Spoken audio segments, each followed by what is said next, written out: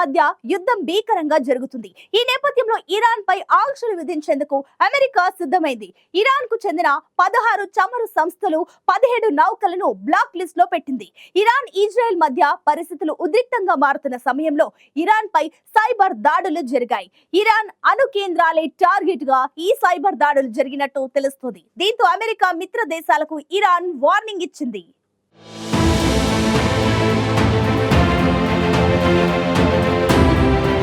Israel Hezbollah మధ్య యుద్ధం భీకరంగా జరుగుతోంది. హిజ్బుల్లాను పూర్తిగా అంతం చేయాలనే లక్ష్యంతో ఇజ్రాయెల్ లెబనాన్పై విరుచుకుపడుతోంది.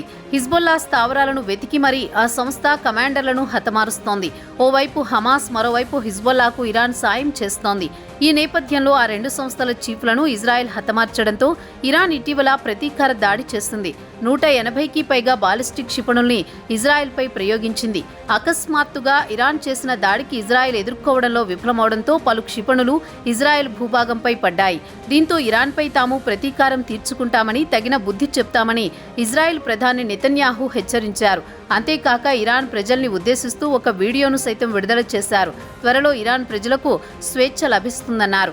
దీంతో ఏ క్షణంలోనైనా ఇజ్రాయెల్ ఇరాన్పై దాడులు చేసే అవకాశం ఉందని తెలుస్తోంది. అందుకోసం సైలెంట్గా ఇజ్రాయెల్ ప్లాన్ చేసుకుంటోంది. ఇరాన్, ఇజ్రాయెల్ మధ్య యుద్ధ వాతావరణం నెలకొన్న నేపథ్యంలో అమెరికా సైతం అప్రమత్తమైంది. ఇజ్రాయెల్ సరిహద్దులకు అమెరికా తన జలాంతర్గాములను పంపడంతో పాటు యుద్ధ విమానాలను పంపింది. ఈ నేపథ్యంలో అమెరికా మిత్ర దేశాలకు ఇరాన్ హెచ్చరికలు జారీ చేసింది.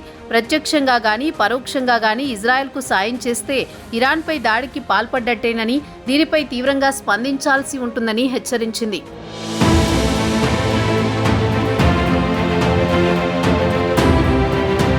ఇరాన్, ఇజ్రాయెల్ మధ్య పరిస్థితులు ఉద్రిక్తంగా మారడంతో ఎప్పుడు ఎలాంటి ఉపద్రవం వచ్చి పడుతుందోనని ప్రజలు బిక్కుబిక్కుమంటూ బతుకుతున్నారు. ఈ నేపథ్యంలో అమెరికా మిత్రదేశాలకు ఇరాన్ గట్టి హెచ్చరికలు జారీ చేస్తుంది. సాయం చేసే ముందు ఆ తర్వాత చోటు చేసుకోబోయే పరిణామాలను కూడా తెలుసుకోవాలని హెచ్చరించింది. తమ శత్రుదేశానికి సహకరిస్తే తమపై దాడి చేసినట్లుగానే భావిస్తామని, అందుకు ప్రతిచర్యగా తాము కూడా దాడులు ఉధృతం చేస్తుందని ఇరాన్ స్పష్టం చేసింది. ఇన్నాళ్లు హమాస్, హిజ్బుల్లాకు పరోక్షంగా సాయం చేస్తూ వచ్చిన ఇరాన్ ప్రత్యక్ష యుద్ధంలోకి దిగేసరికి ప్రపంచవ్యాప్తంగా ఉత్కంఠ నెలకొంది. మరోవైపు ఇజ్రాయెల్కు మద్దతిస్తున్న అగ్రదేశం అమెరికా ఇరాన్ను కట్టడి చేసేందుకు ఆ దేశంపై ఆంక్షలు విధించింది.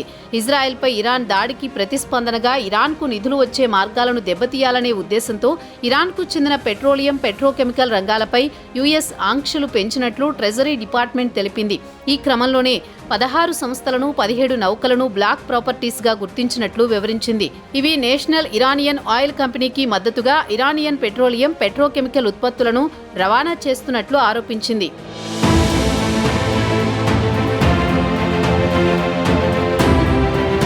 ఓవైపు పశ్చిమాసియాలో ఉద్రిక్తతలు రోజురోజుకు పెరుగుతున్నాయి. ఈ నేపథ్యంలోనే కీలక పరిణామం చోటు చేసుకుంది. ఇరాన్లో భారీ స్థాయిలో సైబర్ దాడులు జరిగాయి. దీంతో ఇరాన్ ప్రభుత్వంలోని న్యాయ, శాసన, కార్యనిర్వాహక శాఖల సేవలకు అంతరాయం కలిగింది. అదేవిధంగా అణు స్థావరాలే లక్ష్యంగా ఈ దాడులు చోటు చేసుకున్నాయి. దీని ఫలితంగా సమాచారం చోరీకి గురైందని ఇరాన్ మీడియా తెలిపింది. తమ అణు స్థావరాలు సైబర్ దాడులకు గురయ్యాయని, ఇంధనం సరఫరా చేసే నెట్వర్క్లు, మున్సిపల్ ట్రాన్స్పోర్ట్ నెట్వర్క్లు, ఇలా పెద్ద లిస్టే ఉందని సైబర్ స్పేస్ అధికారులు తెలిపారు. మరోవైపు ఇరాన్కు చెందిన చమురు, అణు స్థావరాలు లక్ష్యంగా ఇజ్రాయెల్ దాడులు చేసేందుకు సిద్ధమవుతోంది.